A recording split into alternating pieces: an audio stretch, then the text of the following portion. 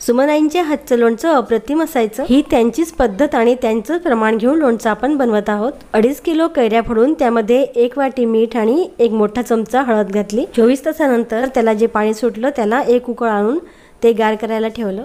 मोहरीची डाळ, धणे, बडीशेप, दालचिनी, लवंग, मेथी, मिरे, कबाबचिनी, नाकेसर, वेलची, मसाला वेलची आणि हिंग हे सर्व सामान घेतलं। धणे बडीशेप किंचित गरम करून मिक्सर मध्ये बारीक केले। परातीच्या मध्यभागी मोहरीची डाळ, साईडला मीठ, तिखट आणि मसाले घातले। धणे बडीशेपची पावडर सुद्धा पसरवून घेतली। मध्यभागी हिंग घातला। तेल चांगली वाफ येईपर्यंत गरम केलं। बडीशेप, थोडी मेथी आणि लवंग तेलावर परतून घेतले आणि ते सुद्धा अख्खे लोणच्यात घालायचे म्हणून पसरून घेतले। गरम तेल घालून सर्व मसाले भाजले।